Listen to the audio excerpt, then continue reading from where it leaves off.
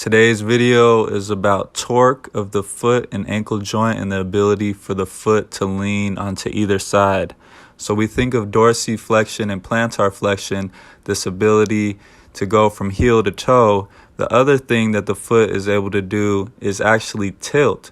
So what I'm demonstrating here, I'm shifting my body weight to the right and I'm leaning and putting my weight on only my heel in the right top quadrant of my right foot, and then on my heel in the top right quadrant of my left foot. So I'm staying tall and my knees stay very slightly bent and I'm leaning onto that direction. What this does is this strengthens the tendon in the front of your foot, your tibia tendon, and it also strengthens the arch of your feet and the ability to move your feet in a free form. Since our foot is shaped like a tripod, you have to be able to tilt onto each leg of the tripod. And what that does is it's going to strengthen each side of your foot more. It's going to strengthen the inside of your foot and the outside of your foot. And it's going to strengthen all the muscles in your shin. This next exercise here, I have one foot in dorsiflexion where I'm only on my heel and the other foot is only on the right top quadrant and the heel. So this is isolating that right foot, strengthening that inner portion and that top left portion of the foot by distributing our weight onto the right side of the foot. Here I'm doing some flossing of the ankle joint. I am going into plantar flexion, alternating feet into plantar flexion, feeling the stretch in the ankle joint and the stretch in the knees as well as you distribute that weight onto the toes.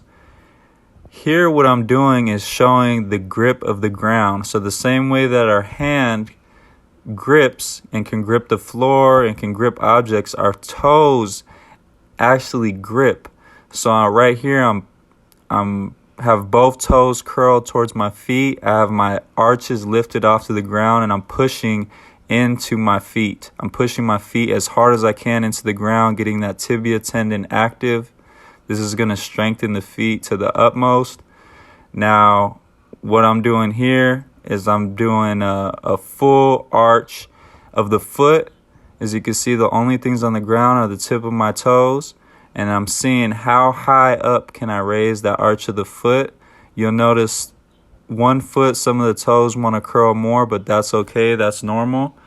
So that's what we work towards, is being able to really put as much force into the tip of our toes into the ground while raising our arch.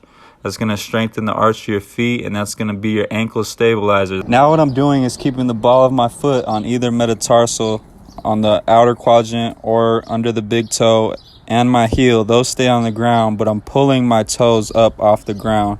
Then you can actually isolate just pushing your big toe into the ground and lifting your four toes up, or just putting your pinky into the ground or your pinky and ring finger and lifting the rest of your toes up. So it's just isolating which toes are in contact with the ground and which part of your foot in order to strengthen those parts of the feet. The same way buildings are built a certain way to prevent earthquakes and have stabilization in different layers, our feet are the same way. So when we have high impact activities like running and jumping, we have to have that proper ankle stabilization. For the foot to have this stabilization and reinforcement, the tendons, ligaments, muscles, and bones must be all working together in conjunction. Strengthen your ankles and all the soleus, the Achilles, everything that connects to the foot and that stability through the ground. These foot exercises in my Adapt Plyometric training program will help you do that. For my strength or speed program, visit adaptplyometrictraining.com. For any questions, email me at jaredroth@yahoo.com. Thanks for watching. I hope this video helped anyone out there who watched it. Subscribe to the channel if you liked the video and want to see more. Until next time, peace.